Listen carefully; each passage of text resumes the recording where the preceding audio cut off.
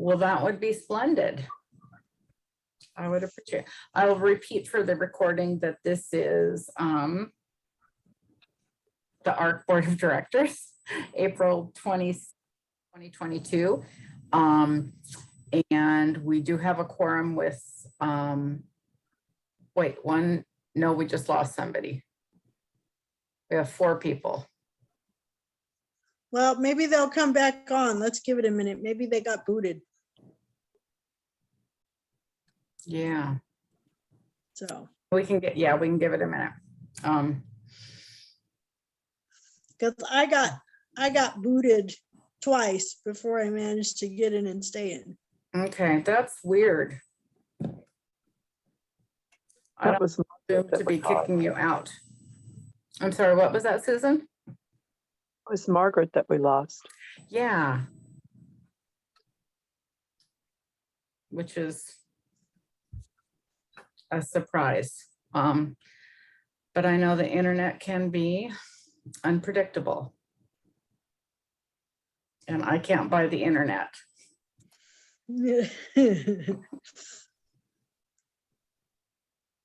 Well, let's just give it a, yeah. Because Leslie's on Kentucky time, so I doubt Right. she's gonna do it. Right.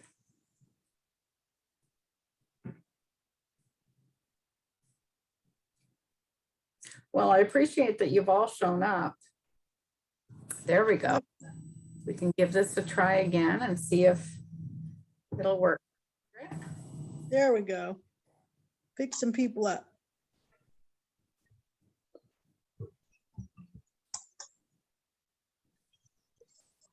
Yep, Margaret's back.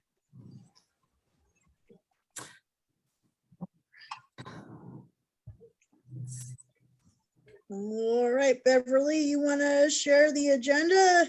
Yes, I am.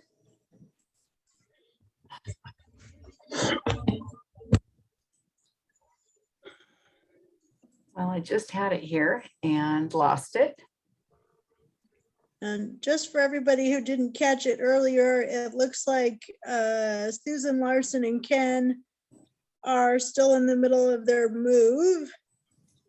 We don't know if they're going to join us or not, so I've agreed to chair the meeting for this evening as a co-vice president. Thank you.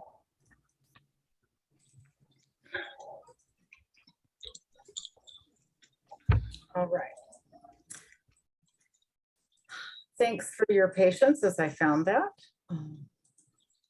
I can share the screen now and open up the board packet to our draft agenda. So my thanks to Melissa Mitchell for volunteering to chair the meeting. All right, and to that end, it's 5:52, and I call this meeting of the Arc of Whatcom County Board to order. And I'd just like to make a quick land acknowledgement that our home at the Dan Godwin Community Center and the land that we live on is the ancestral home of the Coast Salish people. And I am indebted and in gratitude for their stewardship and their care for these waters and these lands. And I'm wearing actually some new beaded earrings that I got from a native beader in our red dress day. Next Wednesday, there's actually an event at a lot of places, but the Lummi Nation will be holding a walk for missing and murdered Indigenous women and girls. Very similar kind of situation to what we might see with institutionalization of folks as well, that there have been people who have disappeared from our communities over time. And so just an awareness of that shared concern and respect for life. So thank you. Shall we have folks, board members introduce themselves and guests as well? Yes. Who wants to go first? I'll go first. I'm Ellie Pozell, a board member. Susan Jewell, board member. Margaret John, board member. Melanie Hartley, board member. Okay, I'm Melissa Mitchell, board member, self-advocate, co-vice president.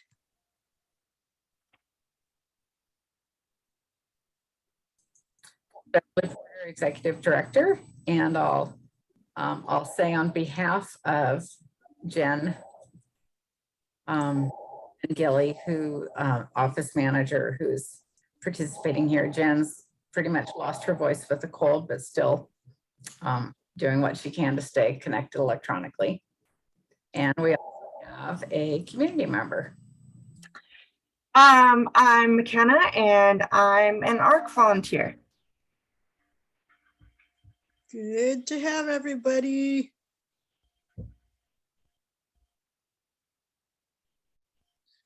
All right. That's it for introductions. Next on the agenda, we usually do self-advocacy reports. Looks like most of the folks who usually have something to contribute to that are not here tonight. So I know,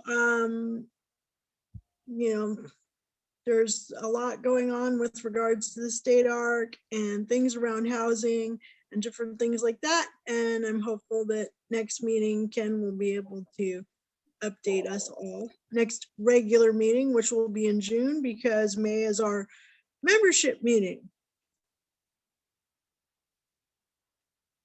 So, no one else has anything around advocacy or legislative reports that they would like to share, do they? I can share one thing, and that's that. Go looks like- ahead. It looks like, I can't give you the detail that Ken would, but it looks like the governor's budget was very much in favor, and the legislature was very much in favor of services for people with developmental disabilities. And so there have been increases in things like positions and openings and care for children and adults. So it's not a lot of detail, but it's worth looking into if you want more information. Yay. Yay. Yes, and I'm sure if we were to go to the DDA website, there's probably something extremely detailed posted there for people who are interested in the deep dive of details on that.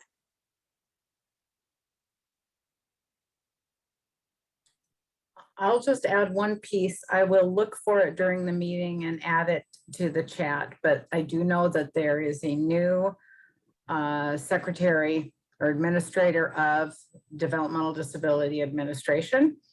And there's sort of a meet and greet question and answer that's scheduled for, I believe, next Tuesday, that I just got some information on. So I will, I'll send that information out. So folks would have an opportunity to listen and hear some of the question and answer around that, to be able to connect and hear more about that concerns and what their plans are within the administration.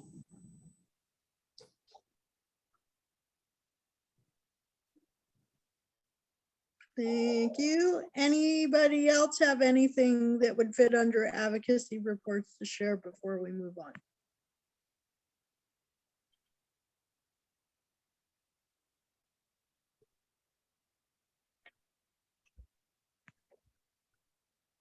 I'm going to take the resounding silence as a no.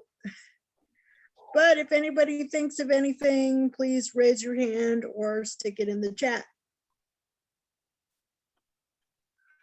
All right, moving on. We need to adopt the agenda. The agenda is posted for you all to see. Does anyone have anything that they feel should be added or changed for the agenda at this point?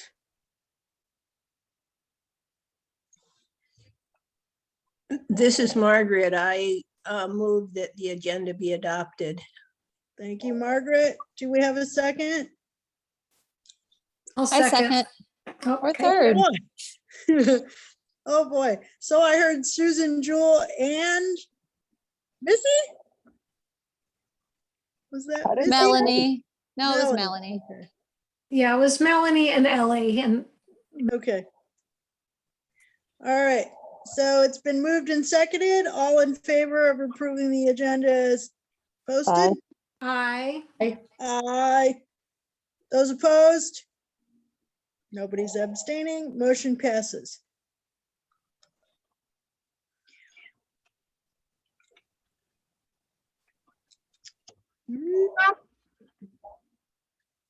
So that puts us into you, Beverly, staff and program activity updates.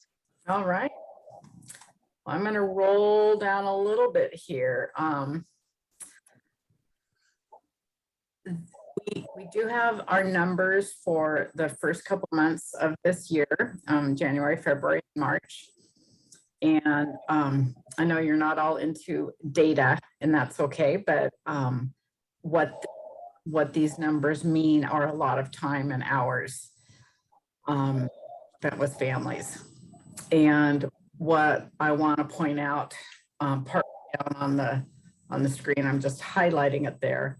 One-on-one contacts with Latino families in March was 72. Wow. Yeah, this is, Marta is a remarkable employee and mother and community member. And so her response and support of the community is just phenomenal. So I want to point that out, because we've all been talking as staff about the increasing need that we're seeing in the community with families' concerns around schools, and with the mask mandate changing. There's a lot of energy about getting back to normal, or what is the new normal. And all the staff are really feeling and hearing the needs of families coming in, and some unusual cases. So we have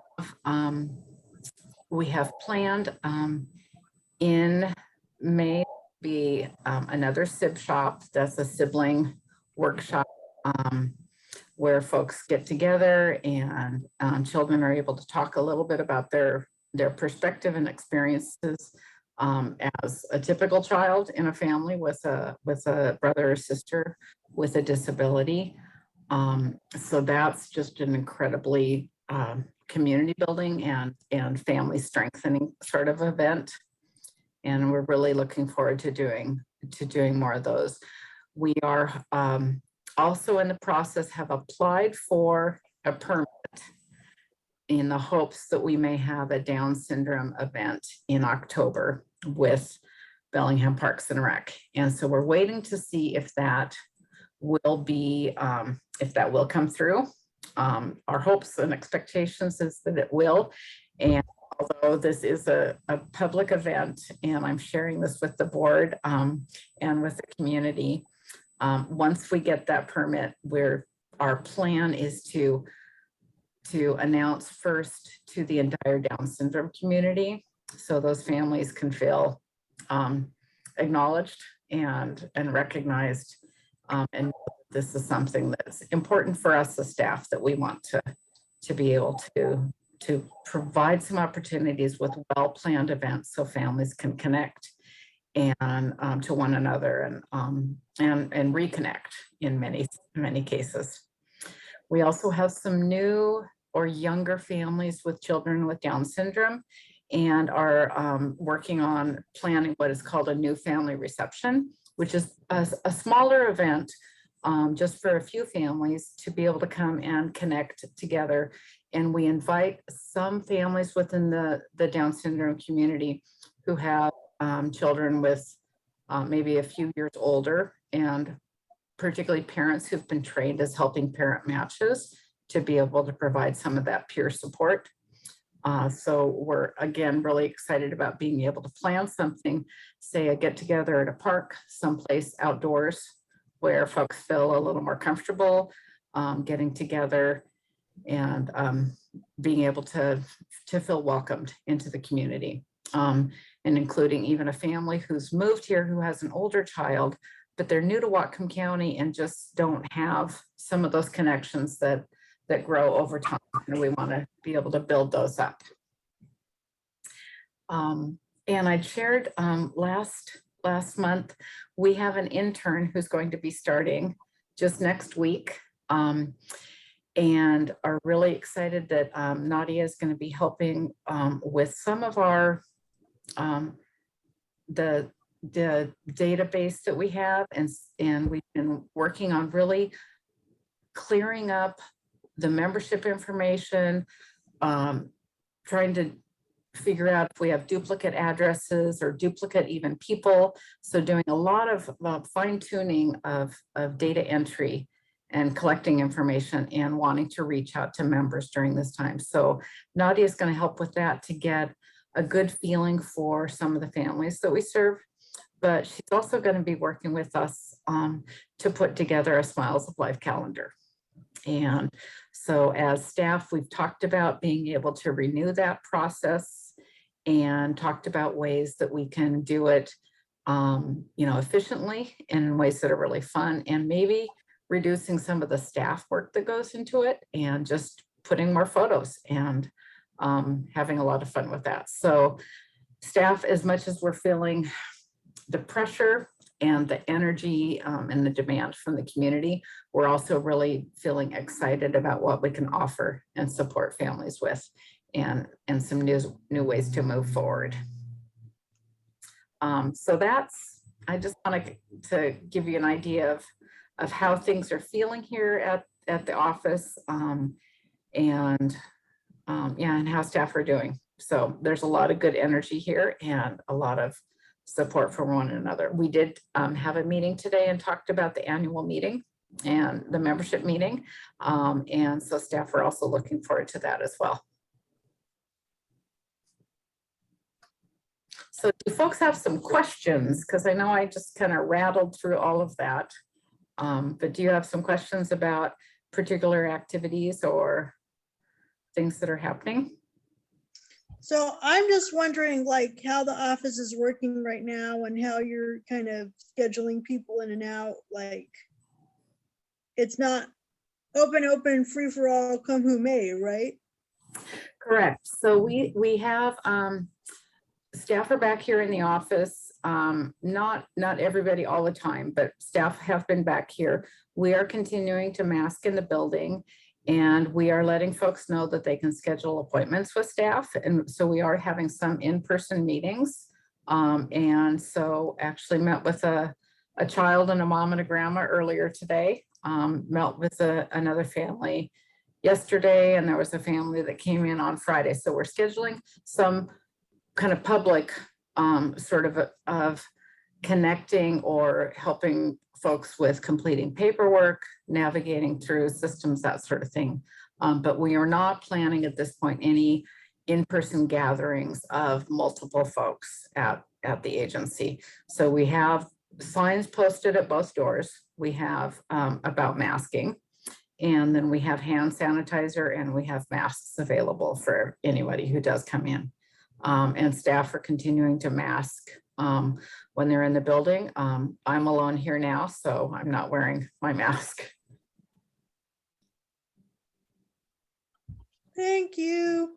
Yeah, and I know there's a lot of families who are still have a lot of concern about COVID, and so what we can continue to do, even if it's just for one person, is really important.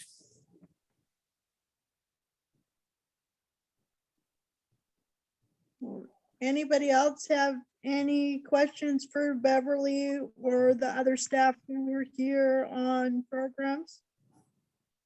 This is- Whoops. Go ahead. I just wondered, is there any thought given to getting someone to help Marta? Yes. absolutely. So we've had some discussion about that and have emails out to a few folks, but we're trying to find a way to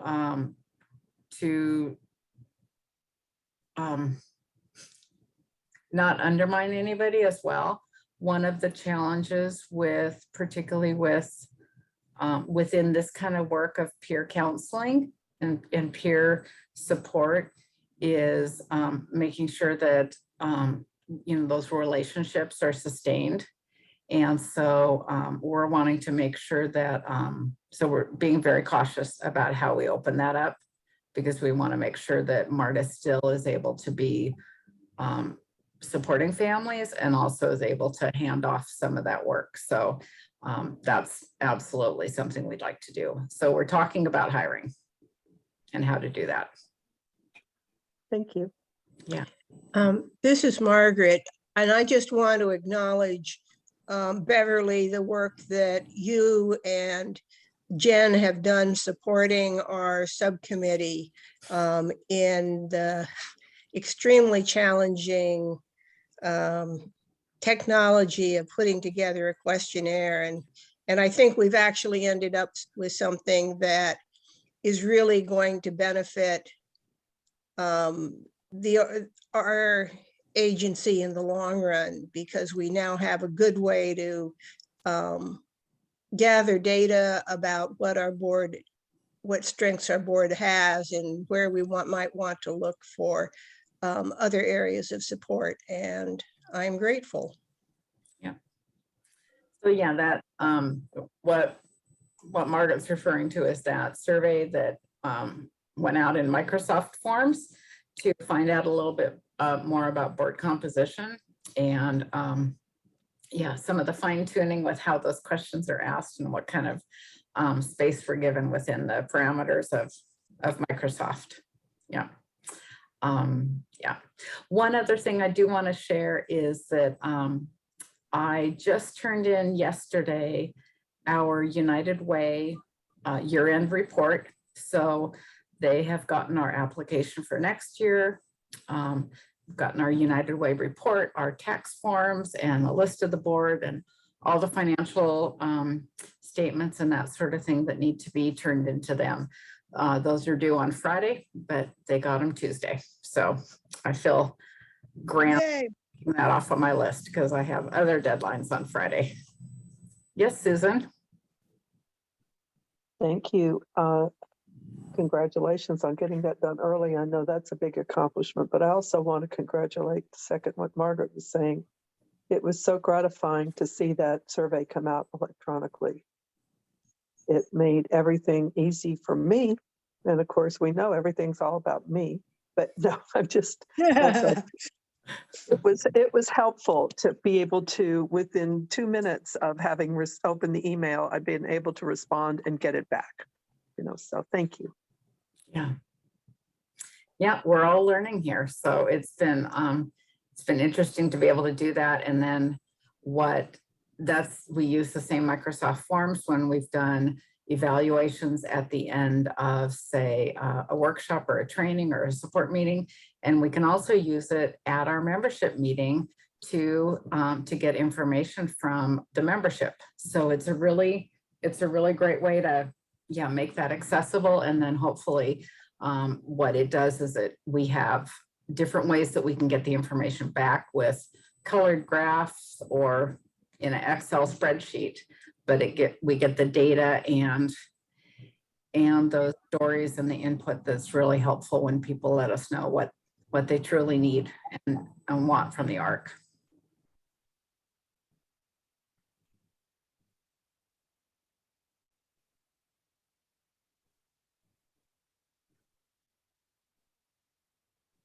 Is that it for program updates, Beverly?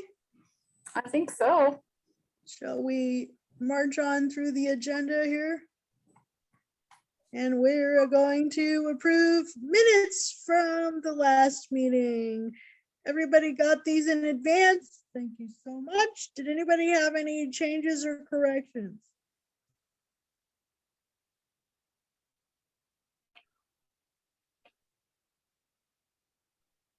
I'm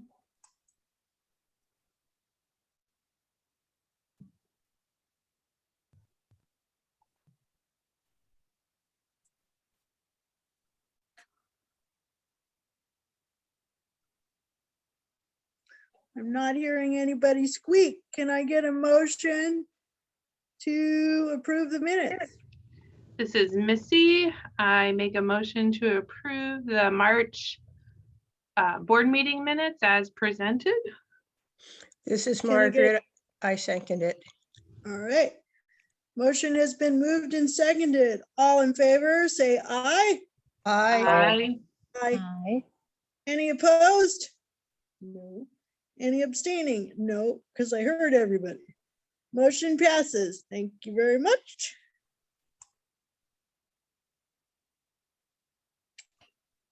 All right. Moving on down the agenda here.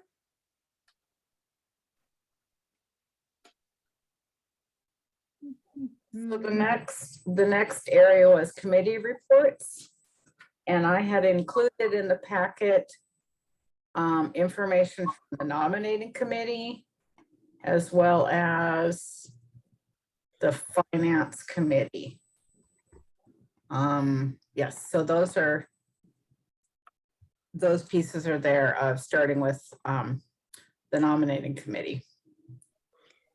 Does anyone from the nominating committee have anything they would like to say? This is Margaret, and I'm just gonna say real quickly, we have finalized the questionnaire. I believe it's been completed by 5 people. And, you know, we obviously look forward to hearing from the remaining 4. Ellie and I will be contacting people to make sure that we can help if there are any questions or any need to have support in completing the questionnaire. And I anticipate that the data from that will be something we present at the June meeting, since the May meeting is going to be the full board. Not the full board, the membership meeting. Yep, yep. Ellie, did I miss anything? I don't think so, Margaret. Thanks. Okay. Well, Uh, I would ask here if this is an appropriate time then for the nominating committee to make a motion that Susan Larson have a 1-year extension on her term. Oh, yes. That was the discussion that had happened previously, and I don't know that still is the will of this body. Article 6, terms of office, section 3 states, no person may serve on the board of directors for longer than 3 consecutive 2-year terms. The membership may honor board members providing exemplary service with a special 1-year extension of term. And so that had been a discussion previously, and process-wise, this board would need to make a motion, vote on it, in order then for us to send that information to the membership so that they have it well before the membership meeting in order to act on that. Of course. Is there anyone who would entertain that motion, who would make that motion in support of extending Susan Larson's tenure 1 year? I so move. Thank you, Ally. Do we And have a second? I second, Thank you. which at the moment you have the whole nominating committee saying that's a good idea. Right. So the motion's been moved and seconded.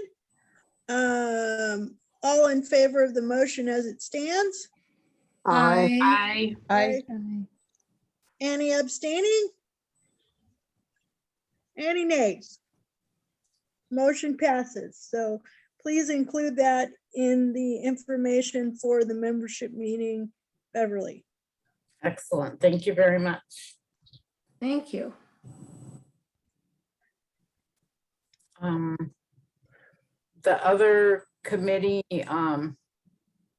report here is the Finance Committee minutes from April 13th. Yes, and I don't know that remember- anybody I'm sorry, go ahead. I remember you all were working on some issues around banking and banking accounts. And we continue to do that because we currently are taking a poll of a number of different local banks. And so these minutes reflect how we've divvied up those duties, and Missy and I are soldiering on, as is Beverly. So we should have more to report in the future. But I'm happy to answer any questions about this if anyone has any. Let's see. So there are two pieces that I can follow up just immediately around this. One of those is on the third bullet under action items. The information I have from WECU is that the signer, adding a signer, does not have to be an officer of the board. It could be a general member of the board, or even a member of the public who's authorized by the agency. So Ellie has said that she would be a signer on the WECU account. And I would, for that to work well, one will need Missy to be able to tell WECU that it's okay if Ellie is a signer. But the second piece is it would be helpful for us to have board minutes to state that the board has voted and authorized Ellie Posel to be a signer on our WECU account. So just to clarify, for people who might not be very familiar with what a signer is, what's your duties? So yes, so the people who are signers on the account are people who have authority to see all the financial information at WECU, as well as move money around, and also could literally sign a paycheck, a reimbursement check, can authorize payments from the ARC as an agency. We don't have a lot of checks that we actually send out, so there's not a lot of hand signing that does need to happen. But they are authorized signers on our bank accounts. Okay. Part of the reason that Susan Larson moving out to Ferndale makes it much more challenging for her to be available for signing checks as well. And so thinking about folks who are near and available. So Ellie and I had talked about this and she had agreed. All right. Can I move that we accept Ellie as a signer on our WECU account. I second. Thank you, Missy. Thank you, Susan Jewell. All in favor? Aye. Aye. Anybody opposed? Anybody abstaining? Motion passes. And I have just one add-on to that. Mhm. Someone might say, well, why doesn't the treasurer get involved in that? But I'm the person who's supposed to be overseeing those transactions and making sure that everything is done by the book. So I can't do both. So that's because it would be a conflict of interest. And so that's why the treasurer doesn't get involved in signing checks. Thanks. That is a good piece of information for the recording for anybody that comes to watch later. Thank you. Okay. Thank you. Anything else from the very busy finance committee? I don't know if Ellie wants to jump in at all. We are still trying to find attorneys or any sort of legal support counsel regarding bylaws and also regarding an endowment and looking at setting that up. So we've both been slipping around, knocking on doors and checking websites and that sort of thing. So still searching. Yeah, still searching, no progress yet. And I noticed that Susan is looking for somebody with that kind of expertise related to the endowment piece. Yeah, So I've it called could, a couple of attorneys as well to try to get some feedback on that. And everybody just keeps saying, well, you should talk to Karen Funston about nonprofit stuff.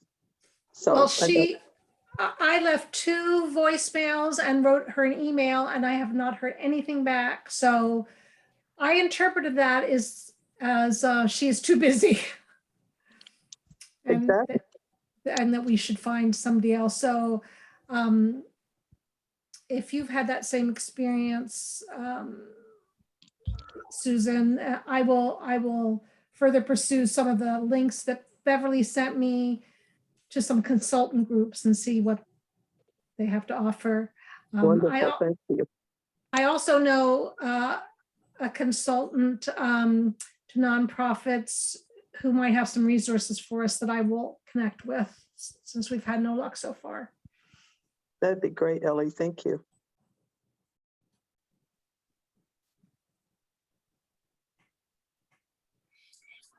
And then the only other board committee was around the ED evaluation process. And I don't know that that Ellie, you or Sarah were prepared to do anything at this point, or if you wanted to put that in. Right. I think we need to put that for another meeting because I don't have all the information. Sarah has all the information. Okay. So we're not prepared to do that tonight. Great. So shall we table that for the June meeting then? That sounds good to me. Okay. Okay, thank you. Well, I'll scroll down here to our financials, which were also sent out. And I want to thank Jen and Susan for working together on these accessible. And I think that a lot of credit goes to Jen for helping get these simplified and easy to look at. We will take a few minutes to go through these. It wasn't really my turn yet because we haven't talked about the annual membership meeting. Oh, Since these are on the screen, we can go ahead and get this done and then get the rest of the time to talk about the annual membership meeting. So Beverly reported to us last month about a wonderful $20,000 Whatcom Community Foundation donation that was unexpected and came in. And so that's why you see that the donations are significantly over budget. So that's a wonderful thing. In this simplified format, it's easy to see money coming in and then money going back out a little bit lower to where we get down to the bottom and we can see real clearly that we have a good sizable income for this year. And what that will mean is that after our finance committee gets through some of our other work, we might need to get together with programs and services committee or board affairs committee and look at, do we need to reevaluate the budget and how do we put any extra income into service? Because that was something that the board felt was really important, that if we exceed our profit, so to speak, that we're able to then put that money into service. So does anybody have any questions about any of these numbers on the financial statement for this month? So just in case people aren't quick scanners, it seems to me we're in the black by like $32,000. So that's good. Yep. Yeah, and I certainly would support, any unexpected funding going into, programming and supporting folks with disabilities and families in the community. That's right. The 32,000 is the amount that we are over budget. Our profit for the year, net income for the year is at 37,000. And we heard Beverly bring up an excellent idea earlier, which was since there has been unprecedented growth in the Latino community that getting help to assist in that area can be included as part of what we're looking at.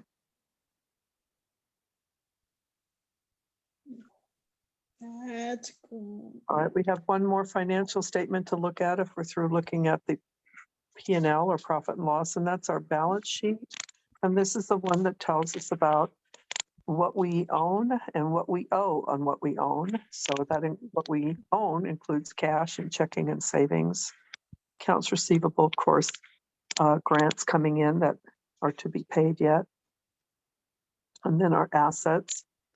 And then we get down to liabilities, which is always pretty much just small payroll taxes that occur every month. And then we have the big liability for the renovations on the community center and operating capital. That's the $52,000 one. And so you can see we're in good shape with balancing out assets and liabilities. Does anyone have any questions about these numbers? I just wonder, so I know we have the Dan Godwin Center, but the Arc actually owns another building too, right? That's correct. If you can scroll back up a little, please. That's where it says Redwood Alderwood Buildings. Okay. That's that one there. Yes, thank you. Wow. This is Margaret. Just to clarify, my understanding is we don't own the Dan Godwin Center. We have basically an eternal lease on it. Am I right? Yes, we have a lease on the Dan Godwin Center. And so the asset that you see there is for improvements to that building, leasehold improvements. But it is, yes, as Margaret says, a long-term lease. It's not as long as it used to be, but that's also on our list of things to fix. Have I got that right, Beverly?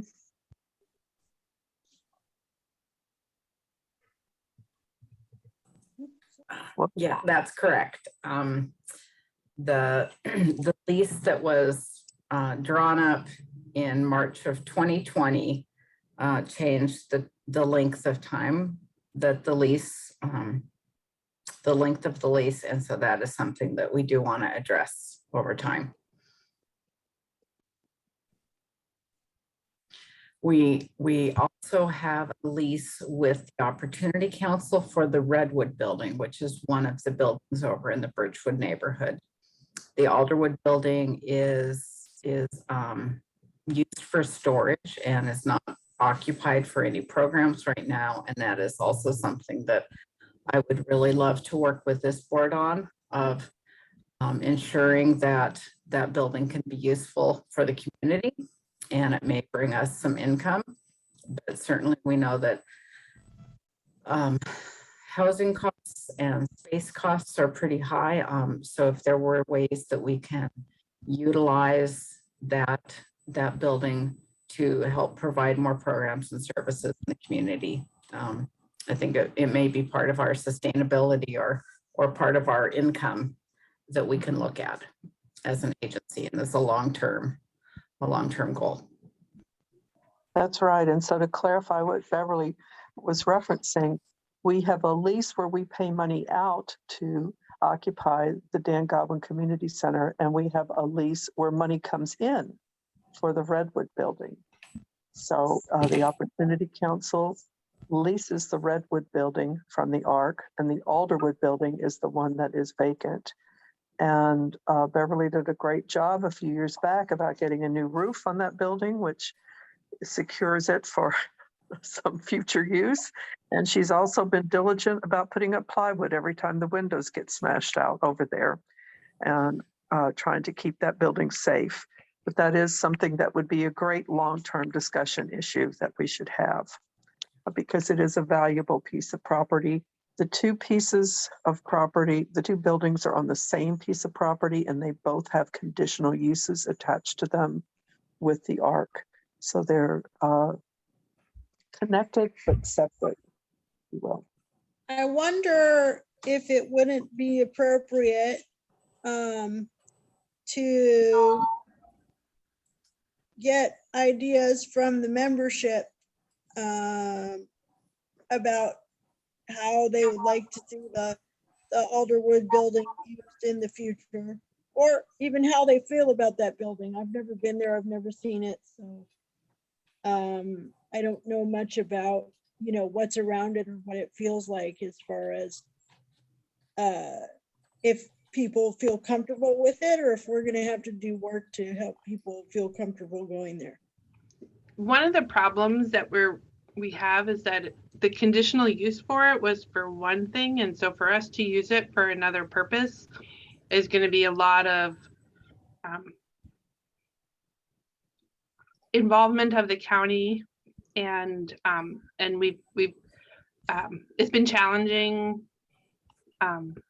just trying to feel out where we're going to go with it, and that was when I was president. That were some of the issues we were running into, which is why it's kind of stayed where it's at, because parking isn't ideal. So then that makes it challenging to open it up as a huge public to increase the parking. It borders a county park, green space. And so, so the uses of what we could do for there are limited unless we pursue a separate conditional use, which would be, it could be an expensive project unless we knew what we were doing exactly and had that plan. So, Oh, look, Beverly found us pictures. Which is great, because the other piece of that is the building would have to be brought up to code. And if those three words don't strike fear in your heart, it's probably because you haven't been through the process with the city or the county. Oh, they definitely strike fear in my heart. But all of this is leading me to understand bringing that building back into active use will be a lengthy process. Yes. Yep. So we have to be careful about asking people what they would use it, what they would want it to be used for, because we don't want to give people hope that we wouldn't be able to fulfill. Look at that beautiful roof on that building. I'm so proud of you, Beverly, for getting that done. I'm just wondering out of curiosity if it mightn't be appropriate if or useful for like another building for like small workshops or small parent group meetings, because I hear the concern about not enough parking and not wanting to have bazillions of cars and things. I certainly think that's an idea that we should entertain as part of a long-term project, Okay. because it doesn't feel right to anyone. Missy, you've been on the board for years. I've never felt right about the fact that the Alderwood property has sat vacant. I don't want to put words in anyone else's mouth. I was just thrilled that we were able to get the Redwood building leased out on a long-term basis. And I know there have been different, as Missy said, efforts through the last years, but it doesn't mean we can't stop trying, especially since the new school is just about completed. So, which is not far from our property. So there's the Redwood building that Beverly is showing us now on the left, and then the Alderwood property is on the right. Cool. And the school is done. Okay. Oh, that's a very old photo. Yeah. The new Alderwood School is right next door. Yeah, and I just had an idea that's come up a few times in my head. There's something that we could consider as an agency is thinking about childcare. Not for our employees, but I'm thinking about childcare is a huge need. mhm. And there's a lot of focus on that in the community right now and across the states. And a potential use of part or all of that building could be trying to help folks who are providing childcare have a safe, accessible space and have support from the ARC and from other community agencies in making sure that that space is accessible and that the work of the teachers, the instructors, and the staff who are there can make it accessible for a variety of students and different access needs. Yes, Ellie? I just want to just put in the hopper, because this is a big discussion that we need to have at another time, Yes. I realize. But I just had a conversation with Greg Winter, and he was talking about how they have a big pot of money to support childcare development in this all the counties that Opportunity Council operates in, including ours. So that's something to keep in mind in terms of this, that being a real possibility as one possible use for that building. So maybe we could plan, maybe our June board meeting could be a field trip. And maybe if the weather will cooperate and we could meet at the building and we can kind of get an idea of like, what is it looking like now? What are the, what would be ahead of us and how we might pursue that?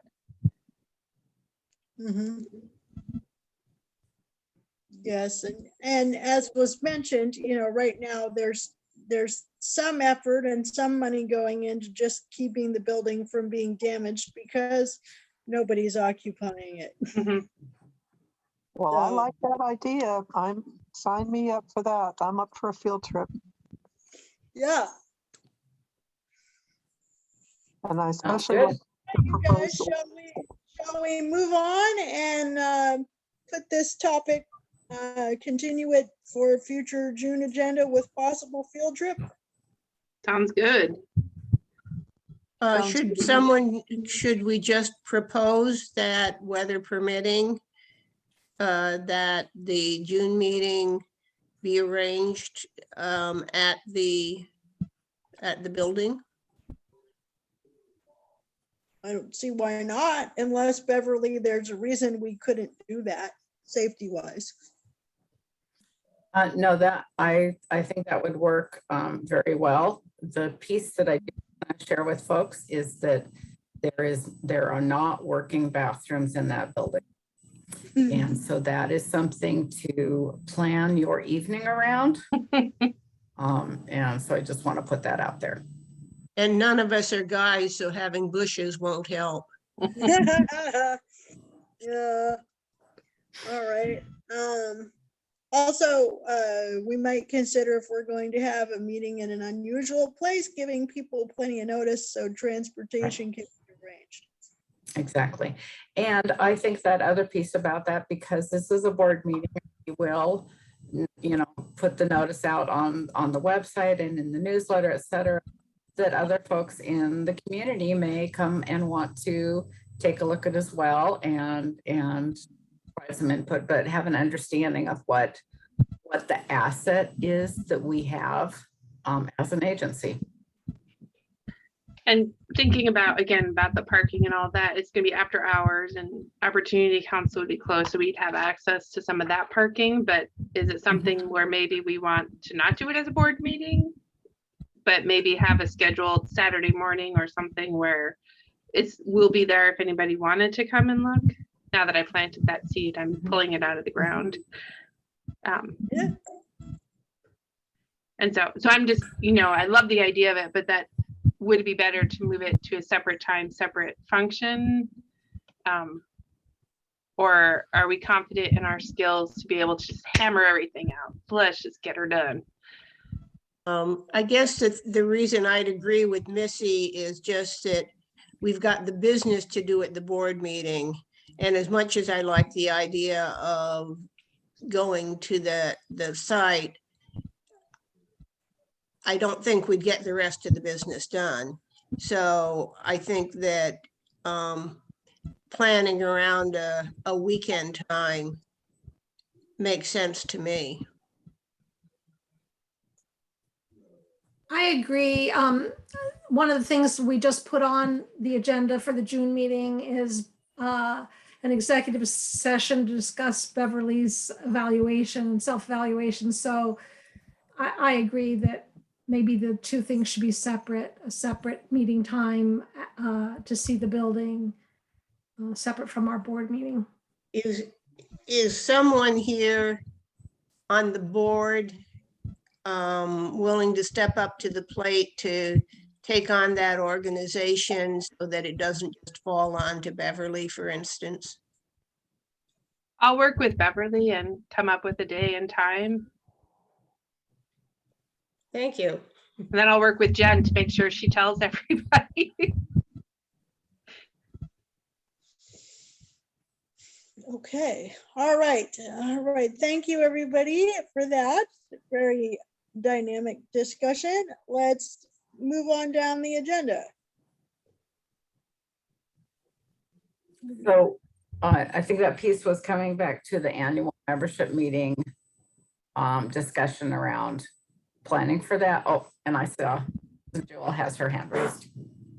I just, we never did have a motion to accept the treasurer's report financials. If we could, I got sidetracked off on a discussion on Alderwood. So if I could ask for Thank that. you, Susan. Jewel, can I entertain a motion to approve the treasurer's report from the floor? I so move. I It's second. Margaret. Oh, sorry, Margaret. I was just gonna second, but I'll third. All right, all in favor, say aye. Aye. Aye. Any opposed? Any abstaining? Motion passes. Thank you so much. All right, so moving on to the preparation for the membership meeting, which I believe has the rest of our agenda time, which is about 30 minutes.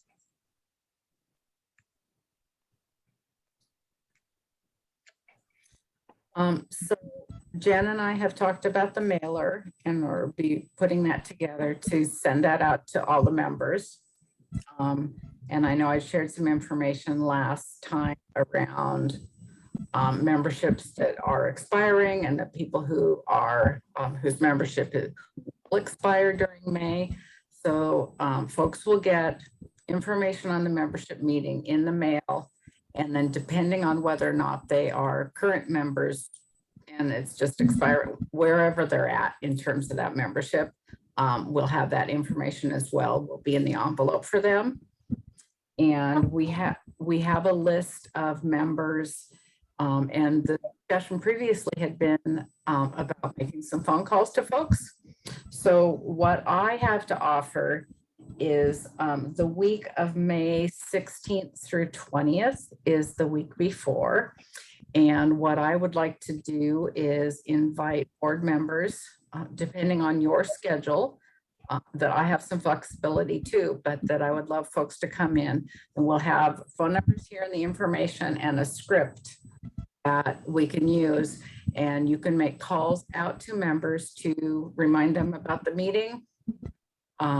Let them know that we want them to be able to attend and participate and just make a connection in that way.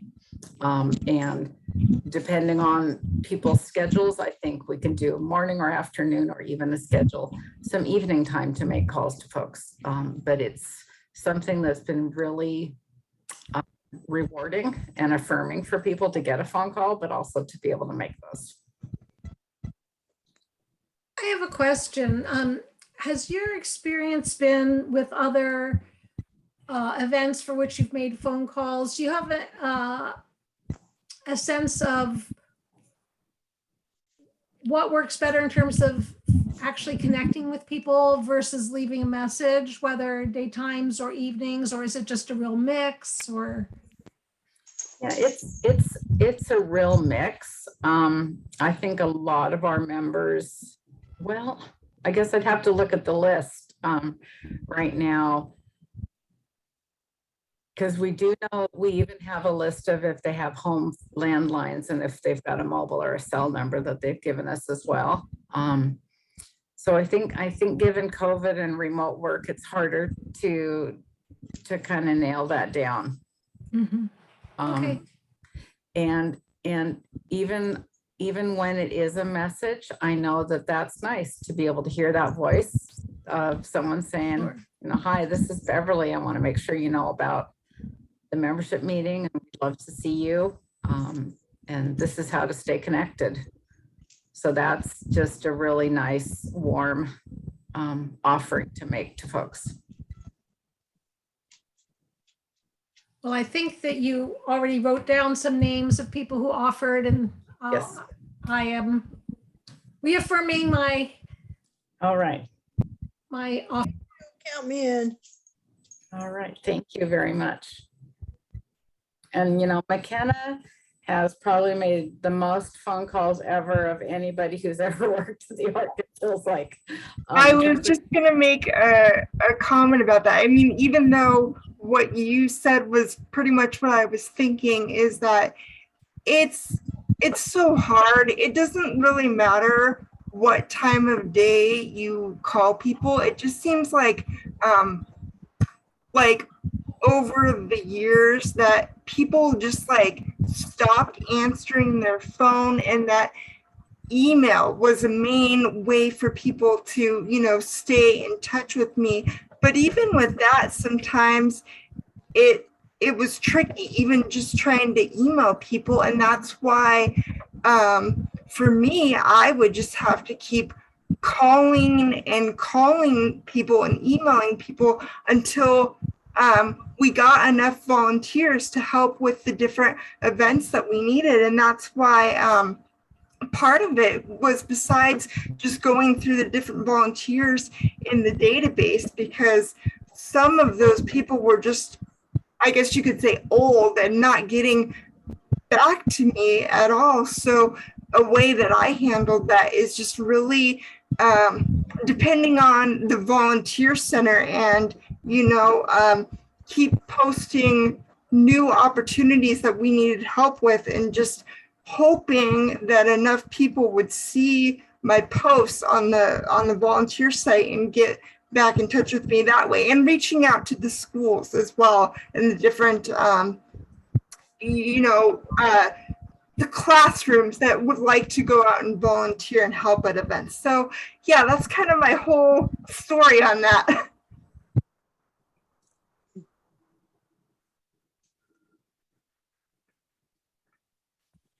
I just think that's just one of the best things. This is why the ARC exists, is because of families, advocates, family members, care providers connecting together and wanting to stay connected. And that annual membership meeting, whether it's a pizza party or it's a Zoom meeting, is a delightful chance to see other people's faces and have that experience of belonging. And that's what I want to continue to do everything I can to support, for people to feel like they belong here. So yeah, any of you coming in and helping make phone calls is going to build that, not just for the members, but probably for you too.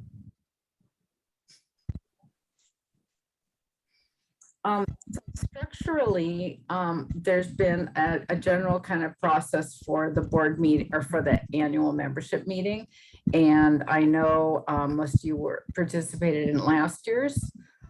Doing it by Zoom does make it easier. And so it allows us to present an annual report with information from all our programs and services last year, and information as well on our income and expenses from last year, but also to find some ways to connect with members where we talk about programs and services and what ways we're meeting the needs of the community, and what other needs are rising up, what are trends and concerns that folks are having, and are there ways then that the ARC wants to respond to those, either by trainings or staff involvement or support meetings or whatever that may come from that. So it's a really great opportunity to get feedback from folks. They may write it in the chat, they may bring it up during a meeting, but we also have an evaluation that allows us to gain a lot of information from folks of if they feel supported by the ARC, if they feel like they're satisfied with the information and the education that they receive through the newsletter and through trainings, if they do feel like they could access services better because of the support and information that's available to them through us. And if they're able to connect with other families as well. And so those are all ways that we measure the involvement of families. And these are ways that we report back to United Way around our services too. So that does give us an opportunity in some ways to talk about maybe not necessarily the use of the Alderwood building, but how the community wants us to continue to provide services, as well as maybe add more or increase the support within particular programs.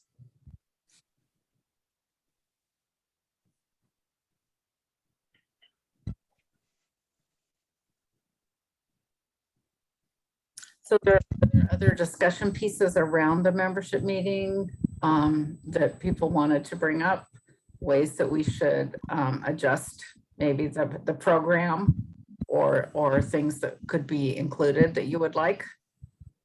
So the membership will be getting short bios of all the current board members for the year, right? So they have a chance to know who we are and if they're okay with the current board or not, right? So I would love it if someone has a different read on this. All of the board members who are here, all of you except for Susan Larson, were voted on in February of 2021. And so that would be a 2-year term, would not be up till next year. And so far as we know, no one has decided to Is step leaving. down. Correct. And that's what I understand from Margaret and Ellie. Okay, so then we just need to, confirm for the membership that, this is the board. Right. That sort of thing, right? Just so everybody knows. Yes, so we can, yeah, and I think that having an opportunity that if each board member wanted to introduce themselves and share something, an aha moment that they had upon joining the board, or something that surprised them about being included and involved in this work, or just your perspective on participating as a board member and as a member of the community. That way, yeah, then you're building again, just like making the phone calls out or something. The members are hearing from you, connecting to you, and might more readily approach you with any concerns or ideas. I don't know, maybe if anybody else has any thoughts about this, but I really feel like, getting the membership reconnected to the ARC's activities, as it were, even with COVID, and maybe some things that will be coming up or possibly coming back as COVID loosens up in different ways, might be energizing to folks.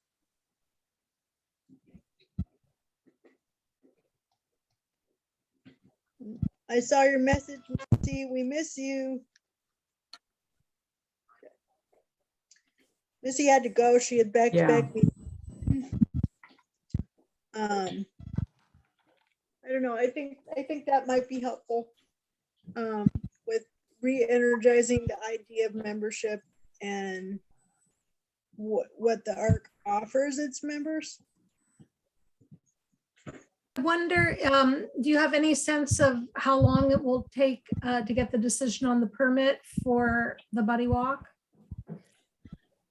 That's a great question. I would hope we have it within the next week. Because wouldn't that be a great thing to talk about at the membership meeting? Right. an in-person event, finally. Right, exactly, exactly. And the thing about that is that it's, as an event, it's not just families with Down syndrome. There are many other folks who participate in the ARC who come along to that. So that's, yeah, I would hope that we would have that well before then. Yay. Yeah. And then I'm also just wondering, just thinking off the top of my head of stuff for members, you know, some of the stuff that we've done during COVID because COVID made us, that has maybe increased some of the accessibility of some of the programs or some ability for people to participate, because they don't necessarily have to figure out how to travel to the ARC. You know, and what of that, you know, the ARC is planning to continue to offer. Yes, and I think that that's something we could do, myself and with staff. We can talk a little bit more besides just numbers, talk about what those services and programs look like. And yes, our plan to continue to offer virtual support meetings, trainings, gatherings of many types, as well as when we can begin to do some in-person doing that as well. We're not going to give up what we've gained from this. And I think that's absolutely something for us to celebrate and talk about. You know, families who live in Whatcom County might actually be in Point Roberts, and Right. trying to get from Point Roberts to a support meeting or a workshop has been impossible. So we're able to serve families because we've worked on the technology and made these improvements. Yes, I see Susan has her hand raised. Thank you. I just wanted to mention that one thing we did in the past, and you know me, I've got one foot stuck in the past, but it was always really popular, was some self-advocate member recognition. So for instance, Susan Larson held up at, I think it was at the executive committee meeting where she recently received an award, right? I know Terry is a long-term self-advocate and long-term employee of the ARC. I mean, decades long, you know, so I'm wondering if we could carve out a section of the membership meeting, like a member spotlight type thing, to honor and recognize our self-advocate members for their accomplishments. I think that's an awesome idea. Yep. That sounds like a lot more fun than some of the ways I described other pieces. Thank you, Susan. That's awesome. And I'd also like, you know, we could share with the membership too in that same vein that some of the employment opportunities at the ARC for people with disabilities have come back and are active. And I'm sure people would like to know that is the thing. Absolutely.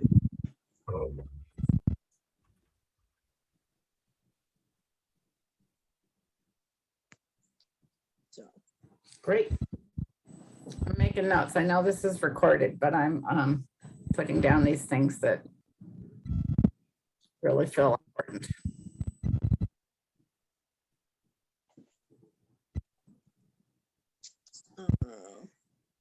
So the thing I would bring back to all of you is this isn't, you know, the final time to get information from the membership, but what you're wanting as board members around the membership meeting to be able to build that connection, to strengthen the relationship, to inform the membership, to, you know, all those different ways. What do you want to get from the membership at this meeting?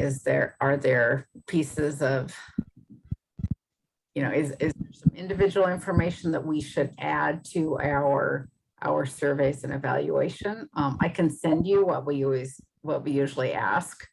around people talking about within particular topic areas of trainings and workshops, what are the things that are most important to them that they would like assistance on, DDA applications or Social Security, or how to set up a special needs trust. Are people wanting support meetings and individualized kind of peer mentoring around particular diagnoses or ages of kids? What do people want and expect from the ARC and need from the ARC? So there are ways that we ask that in our evaluation, and ways we've done it in person, that people actually voted with little dots, little stickers on these different topic areas around events, trainings, and support meetings. So are there thoughts that the board has of ways items you'd want to ask about, or what kind of information you'd like to get from the membership at this meeting? I just wanted to mention that I love all of your ideas, but I think we're missing a 3-letter word in there, and that is fun. Yeah. What are some fun ways the ARC can support individuals and families? You know, we need to have opportunities to bring joy back into our lives after 2.5 years of isolation. So we can be asking that of our members. How can we support you for fun activities and events? That's great. Love it. Thank you, Susan. I wrote that down too.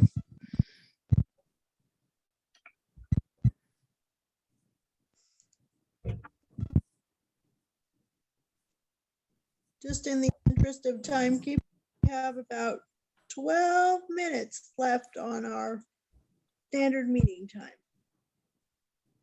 Okay. Well, I've taken some notes here, and I know we have the recording. What I do is kind of put together that program agenda that we have, and look at and think about how we honor our members, how we honor self-advocates. And so I think certainly honoring Susan Larson and Ken Larson, but looking at other folks in the community. We could put in, I wonder if we should put something in the newsletter as well around seeking member spotlights if people want to nominate themselves. Well, yeah, I mean, that would be a good idea for people to share anything that they're proud of that they've done in the last year. And absolutely, I will put some information together for employee recognition, and finding a way that we really highlight the role that a variety of staff have in doing the programs and services, and in particular keeping this building safe and maintained, and the surrounding.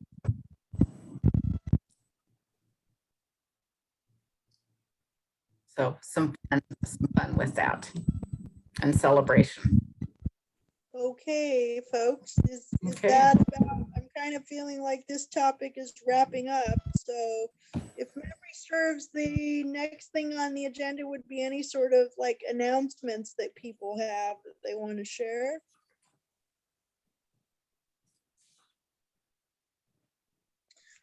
I will share that it looks like the Adaptive and Inclusive Recreation Project of Whatcom County is starting to heat up a little bit. So if people are looking for inclusive outdoor activities, I would encourage you to see what's going on over there.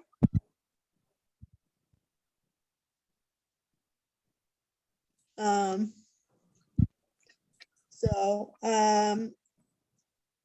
you know, it's spring in Whatcom County, so nice weather is coming. Any other announcements coming up?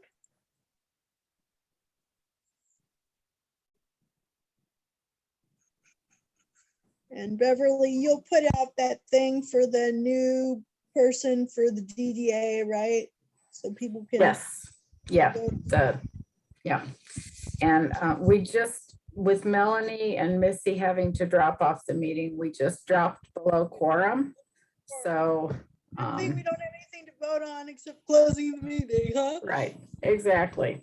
So I will get the info on the meet and greet with the new DDA person, and get that out to all of you so you're able to zoom in on that if you can.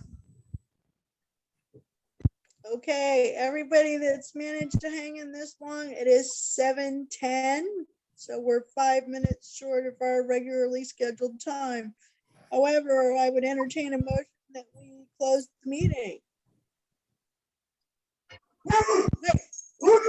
Sorry, you guys. I move we close the meeting. It's Margaret. I second. All right. He's in favor. Well, we have invaders apparently. So that's all right. Okay, so it's been moved and seconded that we close the meeting. All in favor? Aye. Aye. All right, thank you everybody for your time this evening. Thank you, everyone. Thank you. Great job here in the meeting, Melissa. Thank Yes, you. thank you, Melissa. You guys are so welcome.